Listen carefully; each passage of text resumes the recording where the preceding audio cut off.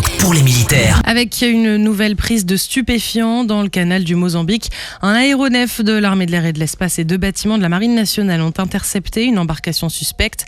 Résultat, 930 kilos de méthamphétamine saisis. Une opération qui montre l'efficacité et la complémentarité des moyens français dans la lutte contre les trafics illicites. Déploiement de force dans l'océan Indien. Mi-décembre, l'exercice interarmé Sawabi 3 a mobilisé un avion de ravitaillement MRTT, un Mirage 2005F et un Mirage 2000D de la base aérienne de Djibouti, un A400M de la base aérienne française aux Émirats Arabes Unis, qui ont rejoint l'île de la Réunion dans un cadre tactique.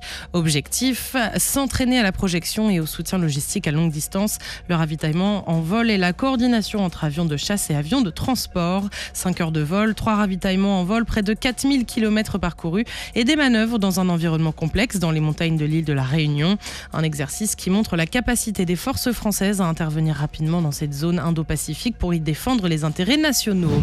On part maintenant à Mayotte. 1 an après le cyclone Chido, le soutien aux populations continue. Plus de 1500 militaires ont été déployés, acheminant 3000 tonnes de fret humanitaire et sécurisant les zones sinistrées.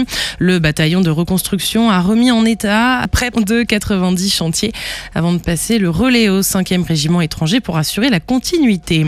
En Polynésie française, la mission Pacifique EITO 25.7 se poursuit. Un bâtiment de soutien surveille les pêches et les luttes contre les activités illicites dans la zone économique exclusive. En parallèle, les forces armées françaises ont formé les policiers des Kiribati au tir, secourisme, combat rapproché et drone.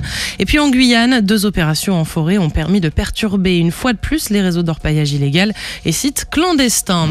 Et on termine avec une nouvelle structure pour soutenir les militaires blessés psychologiquement. La maison Athos de Fréland dans le Haut-Rhin a été inaugurée le 12 décembre dernier par la ministre déléguée aux armées, Alice Ruffo. Ce lieu accompagne les militaires touchés pour des blessures psychiques dans un cadre pensé pour leur reconstruction. Créé en 2021, le dispositif Athos continue de s'étendre en France pour offrir un soutien durable à ceux qui en ont besoin. Sur terre, sur mer, comme dans les airs. Skyrock PLM, en équipe avec Uneo, la mutuelle des forces armées.